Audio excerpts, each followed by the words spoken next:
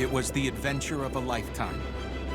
Filming life in an ocean that covers a third of the planet. The scale of all this is just incredible. Good to go.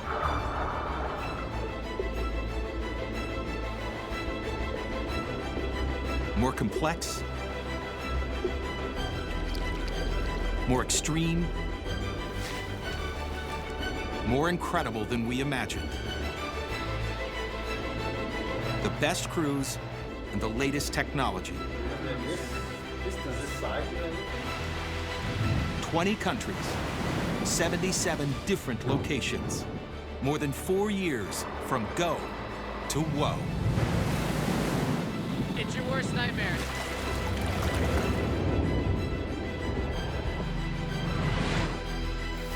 Lost in the jungle.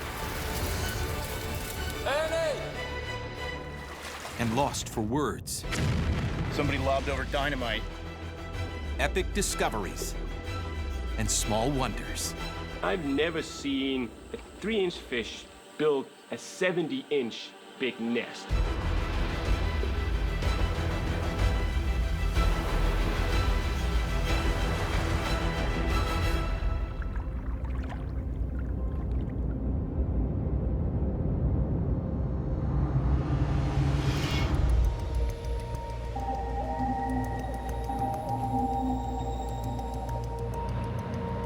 We couldn't have done it without dive master Kimiaki Ito.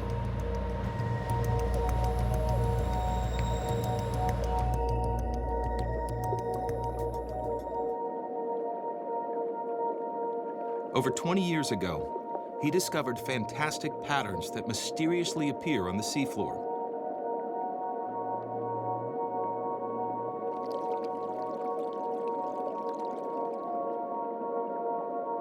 And just as mysteriously, vanish. He worked with scientists to reveal what they are. Nests made by a male pufferfish to attract a female. But he's never filmed them being built. That's our job. The event we're here to capture spans more than a week. So we've brought every piece of filming equipment imaginable. Unpacking and setting up takes many hours.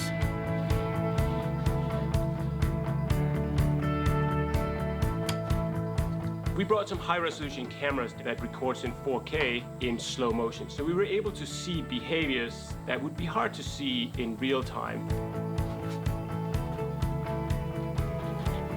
Cameramen Peter Craig and Ernie Kovacs are some of the best underwater shooters in the business, and they'll be using equipment to match. Peter and Ernie have thousands of underwater hours, and they know getting the job done and staying safe begins with solid preparation. So they carefully set up their gear. For divers new to these waters, a pufferfish nest is a needle in a haystack. But Ito has already searched the area for likely locations and has marked the spot with a buoy. Over there. He cuts through the language barrier in a clever way. Depth matters on a shoot like this. The deeper the water, the shorter the divers stay on the bottom. 50 meters from the boat. で、水深は And 15 meters down. Perfect. That's if we can find them that shallow, then we can stay all day. That'd be ideal. Yeah. Yeah, absolutely. If they can be found in shallow water, it will be easier and safer for the divers.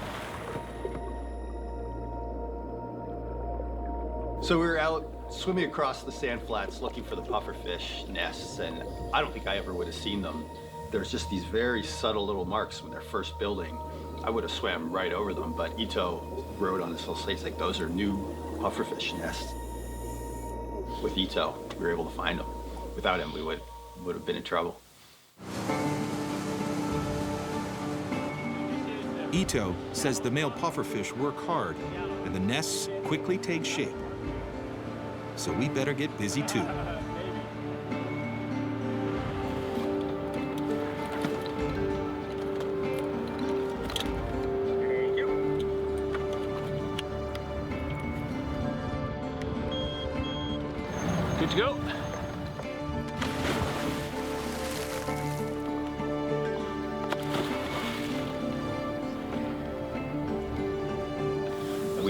went back the next day, and sure enough, already there were circles on the bottom, and the pufferfish were in there and flicking their tails around and flicking their whole bodies and digging up sand. And he was right.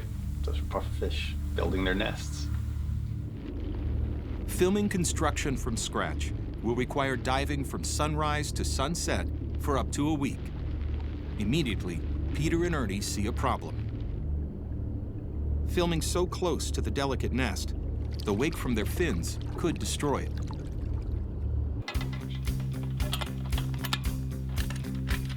They build an A-frame rig they can use as a sturdy and safe camera position, well clear of the pufferfish and his creation. Quite a contraption. But first we have to figure out how we put it up there. We needed a way to get above the nest and looking straight down and have the camera rock solid. So we had to build this elaborate A-frame of pipes, and it actually worked pretty well. Building what might be the world's largest camera tripod creates its own challenge. How to get it out to sea. Basically just threw it on the boat, took it out there, tied it to a line, and kind of chucked it overboard. We dropped it in a place where we weren't going to land on any nests, so we had to be careful about that. Then we had to get it from there to the nests.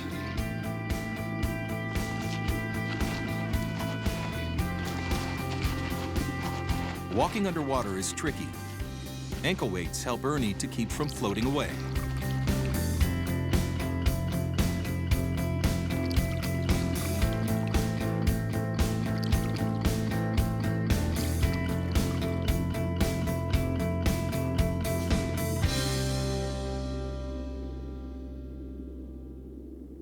We found the nests pretty shallow, so we were only about 45 feet deep. So when the sun's out, it's a lot of light coming down from above. You know, it's a beautiful convoluted nest and all these beautiful ridges, but you can't see that in normal light. So we brought down some high-powered battery lights, and all of a sudden what just looked like this flat circle like pops, and it's beautiful ridges, and yeah, it makes all the difference.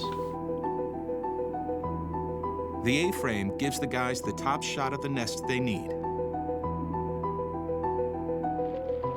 But they also want to film the tiny fish that makes it.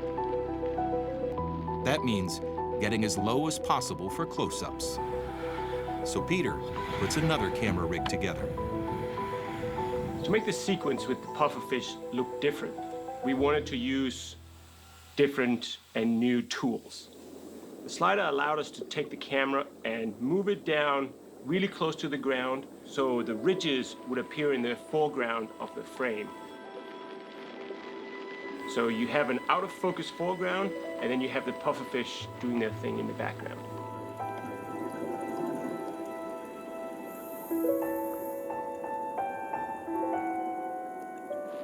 Working tirelessly, the pufferfish uses different parts of his body to sculpt the sand. His attention to detail is astonishing. I've filmed underwater for over 15 years, and I've never seen a 3-inch fish build a 70-inch big nest, perfectly round, perfectly patterned all the way around. It's hard to imagine how this little thing can undertake something of this size.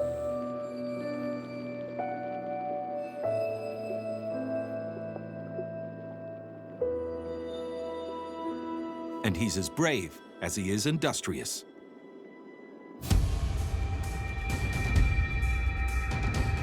They catch him chasing away a venomous sea snake that gets too close.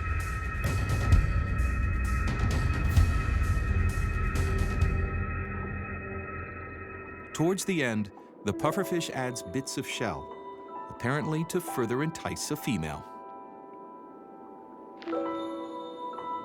Looks like they're just about finished with the nest, so getting close to 6 feet across, maybe. A mate is expected any time now. So is a typhoon that could wreck everything.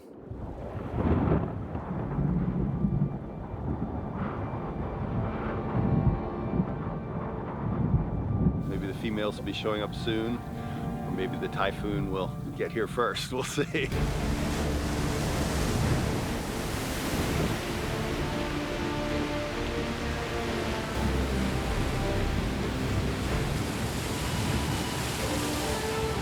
It's not as fierce as some storms here, but it's slow moving. They just have to wait it out.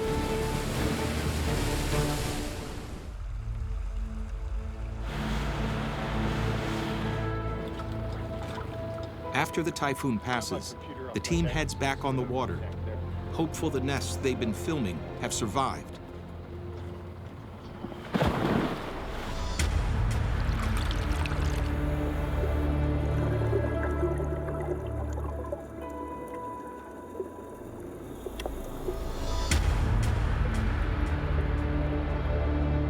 The pufferfish's art has stood up to the storms. And even better, it's time. You know, you go down there, you really have no idea what to expect. And all of a sudden, females start coming in. So that was pretty wild and pretty lucky that we were even down there when it was happening. The females inspect all the nests in the area before making their choice.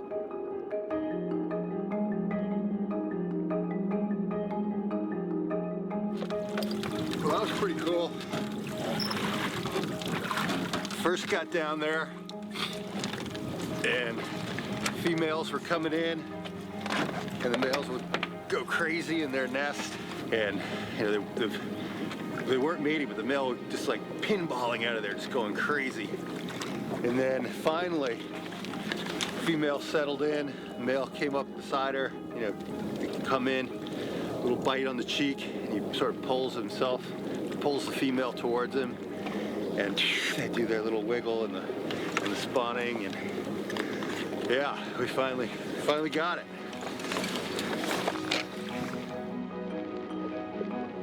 She deposits her eggs and leaves.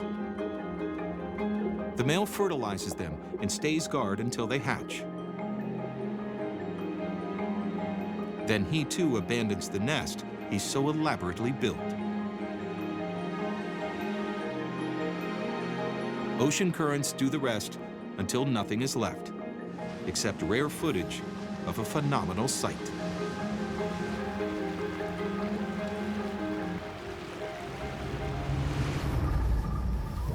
Making sure the big Pacific crews stayed safe on location was critical. On the water, keeping a close eye on the weather is important, and diving has its own stringent safety procedures.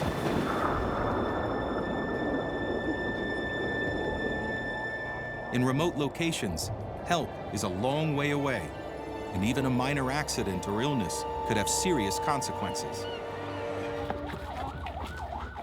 But while danger often goes with the territory, even our hardened professionals are pretty anxious heading off on one assignment. To a place where potential disaster lurks in every nook and cranny. So we're here in Lushun, in a port in northeastern China, and we're getting ready to go over to Shidao, which is a snake island. It's this awesome little island completely covered with snakes. So this represents only a fraction of the equipment that we just brought onto this boat. So now we're headed out to the island as fast as possible to be surrounded by a million snakes. The crew has packed enough gear and supplies to last the 10 days they're scheduled to film on the legendary Snake Island in China's Bohai Sea.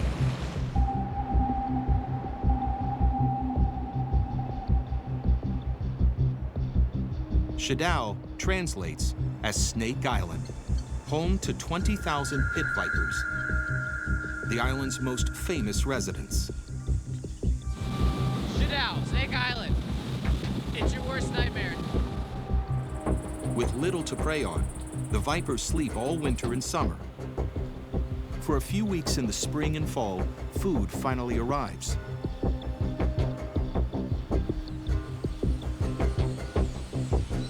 Migrating birds stopping over on their long flights to and from Siberia. Our challenge, filming in a snake pit.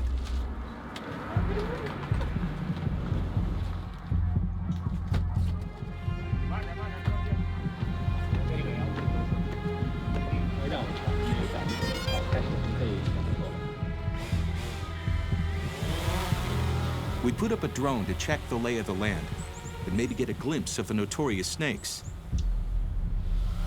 But boots on the ground are necessary to get this shoot started.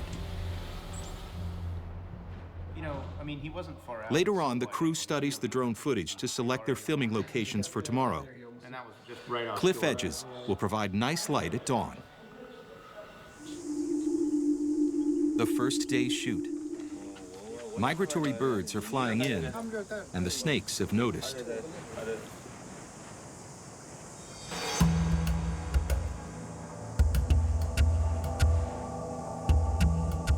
After their long wait, the vipers are starving. They slither to the tips of branches and settle in. Reptilian booby traps.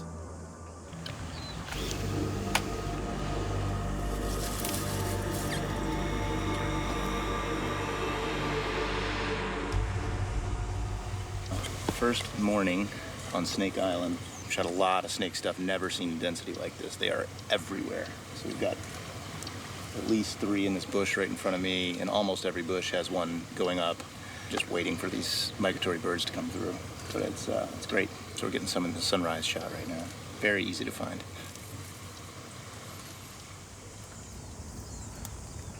It's all on, all morning. Grab that. All right, buffer.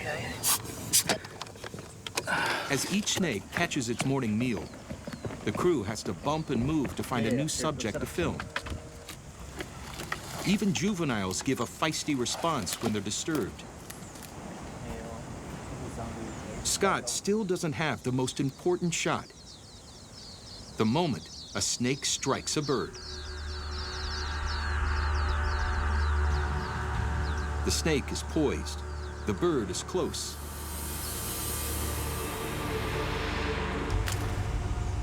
But not close enough. A lot of times with snakes, it's being in the right place at the right time, which is still the case here. But there's so many snakes, it's which one you set up. Oh. 3 birds just went in that bush, and I saw one strike. All right, let's set up the tripod here. Adding frustration to all of this, the birds, when they get hit, there's this call, this stress, alarm call. It was happening all around you. There's the snake. But being on the right snake at the right time in the right place, or the bird that's swooping in. Oh, another bird. Unbelievably challenging. I mean, that entire bush, there's 7 snakes in that bush, and it's a small bush. I mean, there's decent odds. Like, that bird is in there on the far side right now. I can't see if it took off on the other side of the ridge. Oh, no, I just saw him hop down right there. Let me get up here.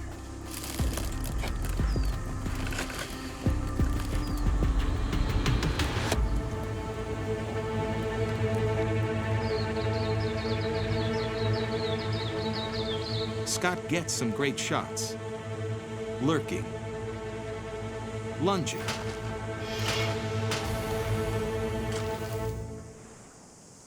Eating. Nice, but not the shot. A snake strike is just lightning quick. There's no warning for it. There's no, this is about to happen. You have to be on it, finger on the button. There's no break in intensity. You just have to stay really focused on where the birds are that are moving in your area and stay on the snake that you've targeted. Scott's getting worried he's not even in the right place. The motherload of birds sound like they're definitely running around over there. Yeah. I don't know if that's better or worse. We've got isolated clumps that the birds all land on, as opposed to entire forests that they're going to move around in. As far as hedging your bets, I'm not really, I don't know that that's better. The shot of the attack is the crew's ticket off the island, and they're all pretty keen to be on safer ground. On the other side of Shadao, John Betts tries a different approach. We're filming birds, and birds are skittish, and if they see me, they're not going to come close to this snake, and I want them to come close to the snake so the snake can eat them. But all he can do is sit and sweat. It's just like, it's pretty hot outside, but I just wanted to get that nice burn. So it's just nice to be in this hot black tent in the sun. Just elevates your body temperature just to that nice broiling level, you know?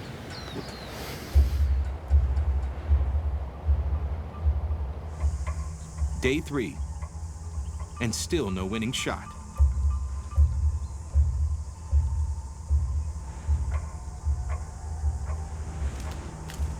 There's 2 or 3 species that will jump out, eat something, come back, and they land right in these little dead sticks. Some of these sort of sun-fried bushes in the background. So I targeted snakes that were sitting, you know, in that type of situation. When a bird comes flying up, it's the one thing to land on.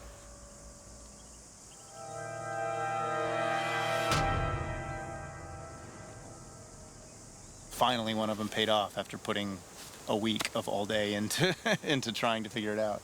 So it was good. It was a great morning, really great morning. Meanwhile, back in the sweatbox, John has captured a rare moment, but not one he was expecting. So I'm sitting here in the morning around 7:30, waiting to try to get that snatch moment. And I'm looking in my viewfinder, and all of a sudden I have this snake framed up, and just a huge bird of prey. It flies right in, looks like it's about to nab the snake. The snake looks confused, the bird looks confused. I'm not sure whether this bird knew the snake was there or whether it was trying to grab it. I couldn't really tell. Immediately, as the bird was flying up, spun around and tried to bite the bird. Whether or not they get eaten, it's still a dangerous place to be a bird. The filming went off without serious incident, and the crew has the story in the can. It was not their closest brush with disaster.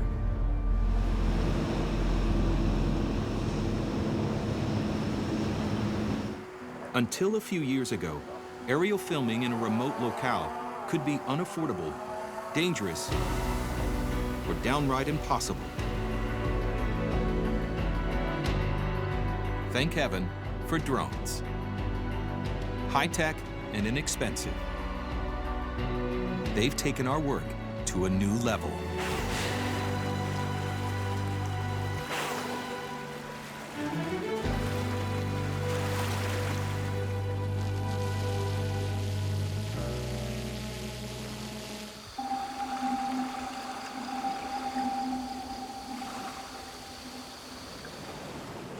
Big Pacific was the first TV production allowed to film from a drone over the maze of man-made islands and waterways in the ancient city of Nan Madol.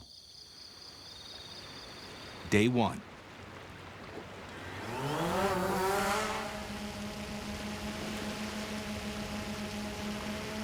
Cameraman Ernie Kovacs has just started filming when he has to stop.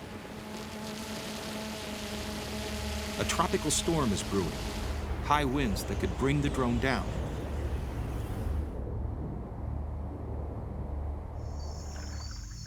Evening brings calm skies and a stunning sunset that Ernie can't resist. I was kind of tired at the end of the day, not really thinking about where I was going. I was looking at the sunset, and flying the drone backwards was what happened, and I knew it was a stupid maneuver. I took the drone out for a flight, and then it disappeared. But it's kind of saying it came back, but it didn't. So Yeah. here's the path. It went out there. Oh, could be up there, that mountain here. This is to the back here. Here. Yeah. Yeah, okay. Well, some guys have to jump in the back. Beautiful sunset.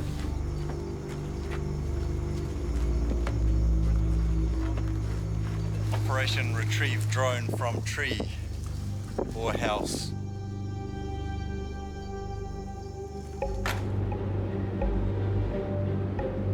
They can track the drone through its built-in GPS until its battery dies.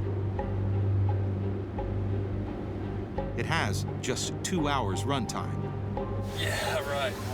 If they can't find it, getting a replacement drone to remote Micronesia will cost precious days of filming. This shoot could be over before it's even begun. Zeroing in on the drone. There's some pretty big trees. Not quite sure. We've got a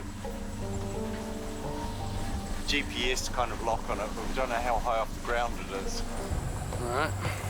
It seems to have landed on a small farm. Do you have any snakes here? Uh-oh. No, I'm teasing. We're getting closer. We're dialing in on it. Well, it seems like we still have a little ways to go. What's that say? 200 feet. It looks like we have about 150 meters maybe. Get there. Did anybody bring a flashlight?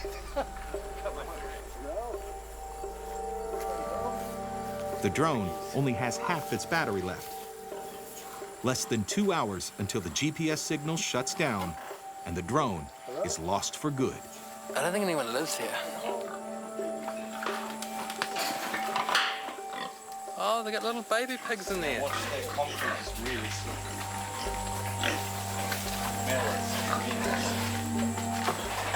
Looks like it's about 150 meters up, so like 400 feet.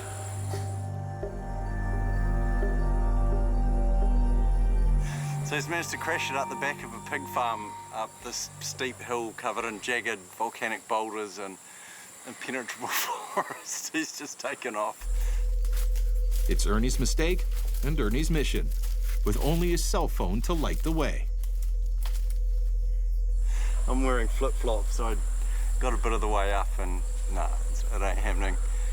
So we'll have to hope we get both of them back. 30 minutes pass, no sign of Ernie.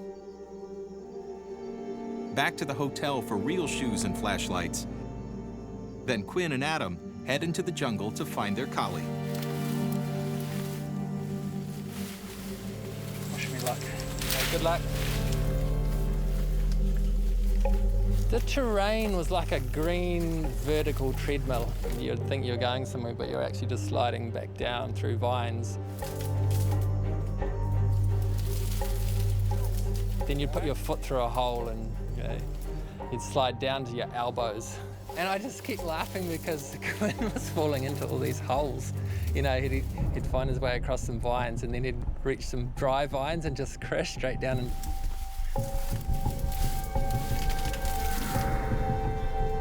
these rocks are super sharp. They've got the vines are everywhere. You can't tell where the holes are. But to get into that sweaty jungle in the middle of the night, just wrong.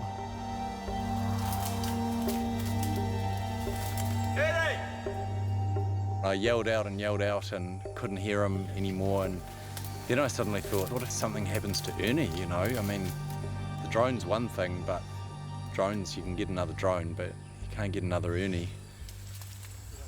Ernie! Opens right up here. Almost 2 hours gone, still no Ernie. By then it was kind of to the point where it wasn't that funny anymore, and I was starting to think, if any of us get injured, this is bad. We were exhausted. I was cramping up. My hands were cramping up. I felt like I was going to faint. Adam's ahead of me, and we got to this cliff. And all of a sudden, the rock crumbles, and he's sliding down the cliff. I'm all right. Bang my leg a bit. It's all right. It's fine.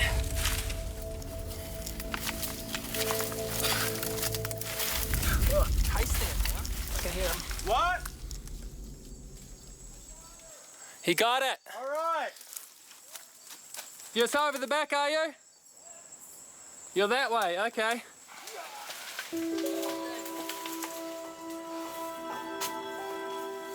I found it. It's about 30 feet up in a tree.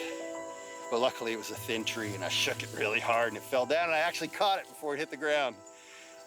It looks like it's not damaged. I think we're good to fly. We'll get those aerials of Nam Madal yet. If it wasn't for Nam Madal, I would have just left it up there. that was stupid to go up there. All right. 360.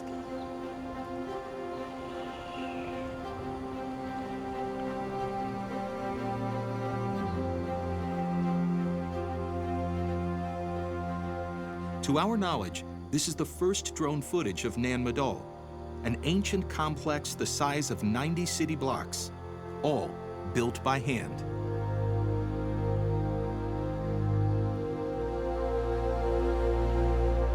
This stuff was worth the crazy adventure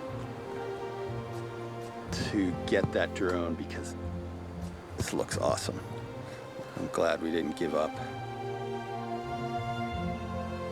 After an exhausting night, Ernie works quickly. The weather's threatening again. By the time the next tropical downpour arrives, Ernie's got everything he needs, and the job is done. All right, success!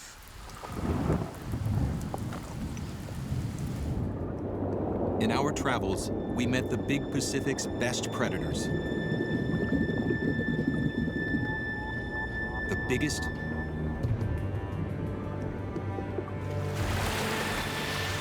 the baddest, the sneakiest, and the predator at the top of the food chain. Relentless and sometimes thoughtless.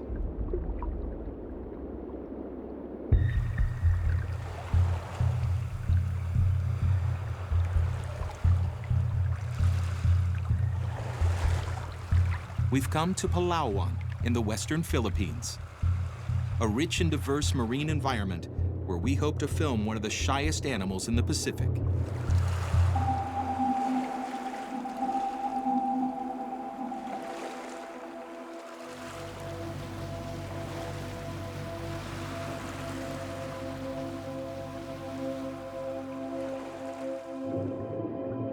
Dugongs, sometimes called sea cows. They're threatened with extinction in some parts of the world and endangered even in remote areas like this. Cameraman Scott Snyder and guide Omar Linsangan wait for them to do what all marine mammals must do: come up for air. There was a club with this one? Yeah. Okay. I thought I might have seen something on the first side. Still there. See him out there? Yeah. Yeah.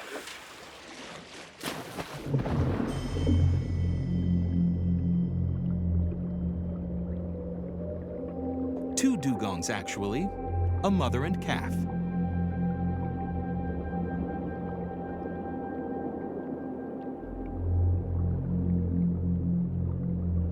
They tolerate Scott's presence for a while, then one deep dive, and they're gone. Nervous dugongs make elusive subjects. Were they really aware of you? Very aware, you know, constantly looking over their shoulder. She was watching, and they were constantly in a sort of in one of these patterns. And I held back, just seeing if they'd calm down and sort of approach me. But they just didn't seem like they felt like it. Good first sighting, though. Mother and calf. A surprise. They're back.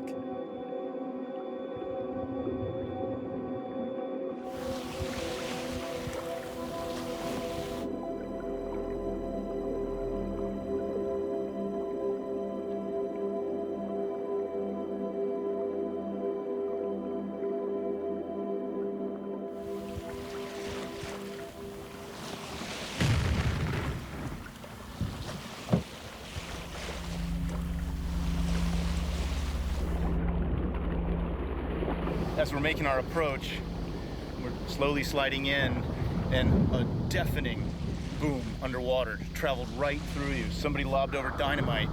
Yeah, I mean, it was obviously really, really startling to hear and feel that underwater. It looks like a case of dynamite fishing, strictly illegal, and a mission for our guide, Omar, who has a side job.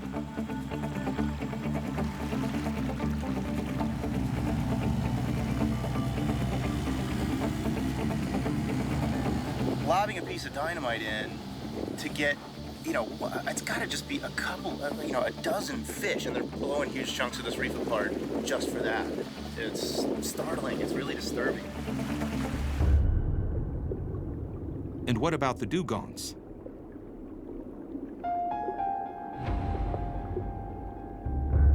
That deafening sound coming through, which, you know, went all the way through this bay, they're, you know, who knows where they are now. the odds of them still being in their shell are almost zero.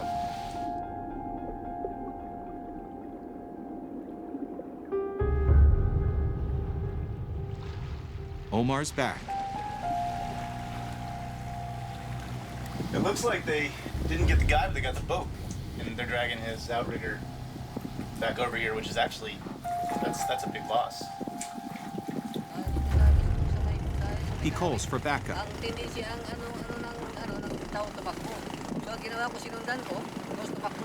I found one of these guys using dynamites, which is very illegal. It's also unfair for everybody. So at least this. Did they just look in it? Was anything in the boat? Not yet. I don't like to touch anything. Oh, wait till somebody gets here. Wait for somebody. At least I have somebody with me. The boat is now a crime scene. And Scott wants to investigate the blast site for damage. All right, so let's. So we're gonna go see if we can find where he threw the dynamite, which we think we know the area, and get some shots of that underwater. All right. It may not be pleasant, but it's a rare opportunity. You know, we drop over the side and go down. You don't know what you're about to see. A little bit nervous, and it was terrible.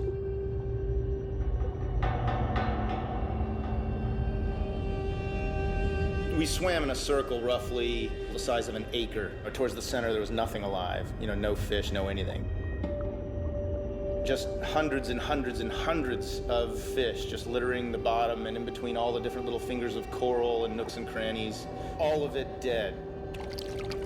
You had some survivors that were sort of half sheltered from the blast. You could see how disoriented they were, sort of just spinning in circles.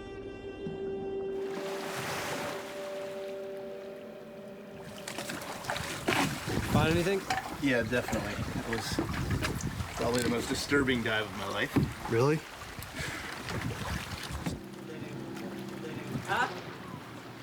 The Coast Guard sends another boat to collect the evidence.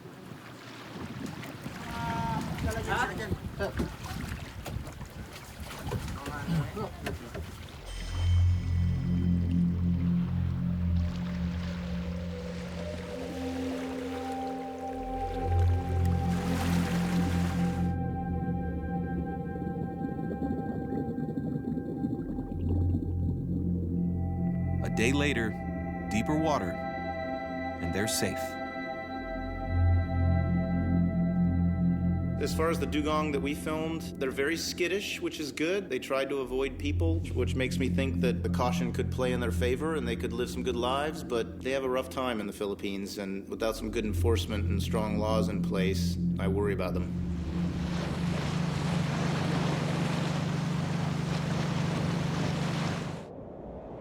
Across the big Pacific rises the island of Malpelo.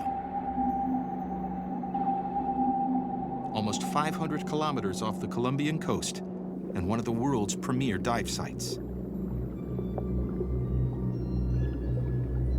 We came for the sharks, and we got an eyeful. Then we heard of a giant that shouldn't be here.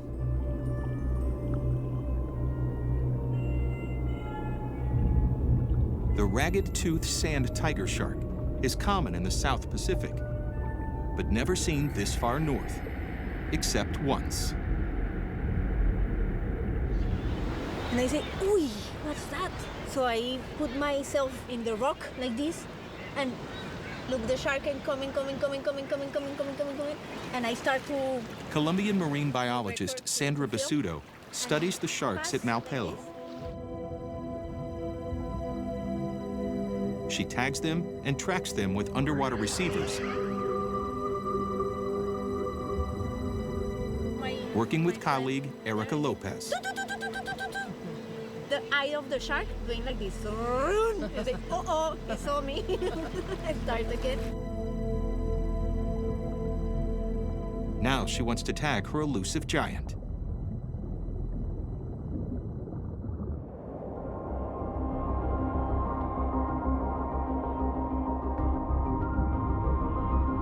The ragged-toothed sand tiger shark lives so deep, she'll have to use a tag that transmits to satellites.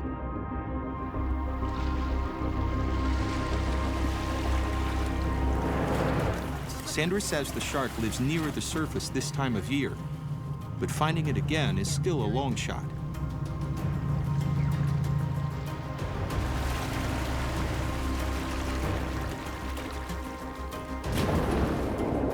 Mount Palo is a block of lava atop a subterranean mountain, plunging more than 3 kilometers to the seafloor.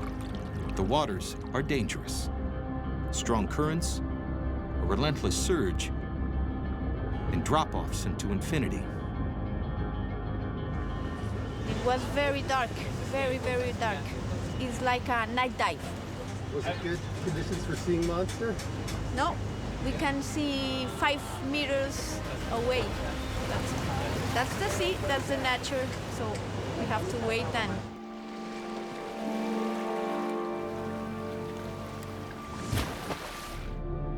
For 3 days, it's the same story. Dark water, no shark. Our time has almost run out. Only one more chance to find the elusive monster. On the last day, clear water, Mount Palo reveals why it's one of the Big Pacific's richest marine reserves.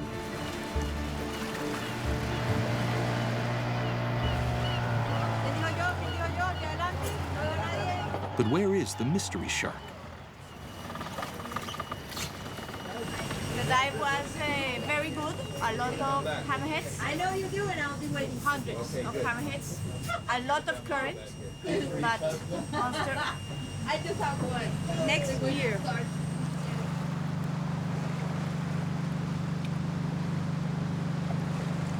On our last night in Mount Palo, Sandra still searches for her tiger. She finds something else. A young booby still learning to fly. It's been in the sea too long and is too soaked to take off again. If he can dry, he can start again.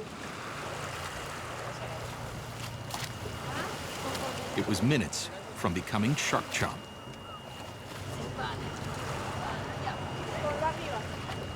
When it dries out, Sandra plans to drop the young bird ashore. When the sun comes up tomorrow, we'll all be off on a new adventure, leaving behind the one that got away.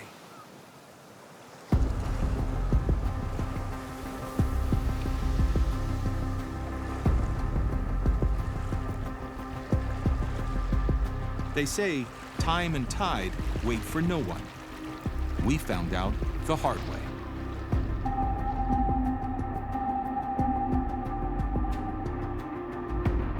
Every September, a natural phenomenon called the Silver Dragon stirs at the mouth of Hangzhou Bay. It starts as a ripple, but doesn't stay that way for long. An incoming spring tide meets the Qintung River's powerful current, forming a standing wave. It's called a tidal bore, a true tidal wave. We're filming on the walls of Hangzhou, centuries old and still standing, protecting the city from flooding. Here the dragon is expected to be at its fiercest. But exactly where, no one knows. Cameraman Scott Snyder has to trust his gut. Yeah, go. We knew we wanted to find the areas that were gonna, look the most impressive. That's why we're there, right? To show this tidal bore in all of its glory. So we're trying to find the best places and the best angles to get these shots, all the while staying safe. There are times when this thing is so big it bursts over the walls and kills people. He plans to race the wave, leapfrogging ahead to capture it from as many perspectives as possible. All right, so we'll follow them. We'll take their lead. We gotta be ready to bolt. It's gonna be a jump out, grab a shot. I wanna hit this as many times as we can. Yeah, we beat it. Oh, we got a line of piers coming up too. So Daisy, let's get down here well past the piers, and we're gonna get them crashing into it. More than 7 million people live in its path. Boats were warned to clear the harbor. but crowds of onlookers stay to see the dragon roar. And then it arrives.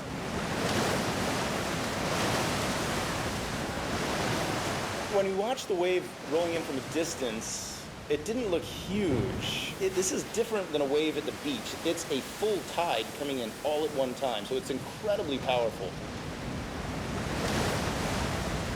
At first, it looks like a 1 meter wave with no trough behind it. But as the bay becomes shallower, the wave will grow ever larger. And then it's over, and then it's moving upriver. We were sort of like, let's get ahead of this thing and get another angle and get another shot. Wow, look at those waves. So we stop? No, just go, go around them.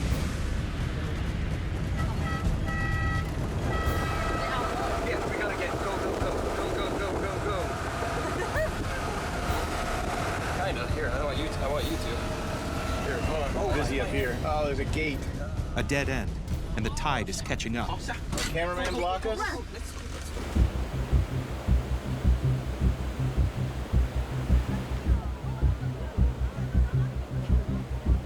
The crew has to abandon the van. We have seconds to shoot the dragon before the show ends for another year. One of the most dramatic places that we filmed, we discovered what a back wave was. There's, a big sort of 90-degree turn in the river, basically creating this giant obstacle for this tidal bore. So it makes this giant crash and then starts roaring back upriver. It's definitely crashing over the sides of the rails, and that was a real dramatic kind of thing to see.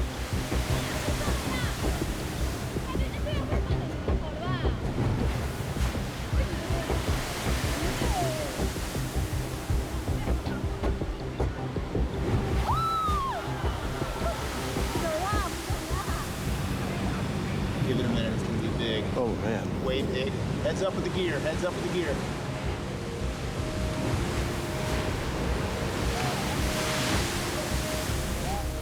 We wonder if a camera lashed to the sea wall can withstand the dragon.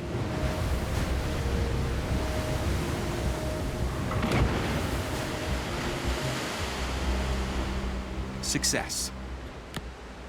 The dragon races on to lose steam upriver and die. Time for the crew to check their shots. You see the guy in the corner? So watch this. That was awesome. All right, good. Sweet. I was worried that didn't even roll at that point. I kept telling myself, well, we were right here. It's just going to be a little splash, just so I didn't want to get disappointed. I mean, this thing was like this incredible raging tide. This is one of the most amazing things. Yeah, that was fun. It's not every day you get to tangle with a Chinese legend. Our crew adds dragon chasing to its long list of achievements. But sometimes, it's the little things that we remember the most.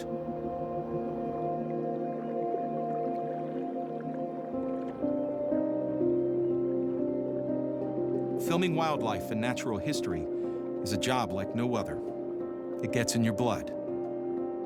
It's hard, dirty, dangerous, and inspiring. And few places inspire like this almost endless ocean. Big respect, Big Pacific.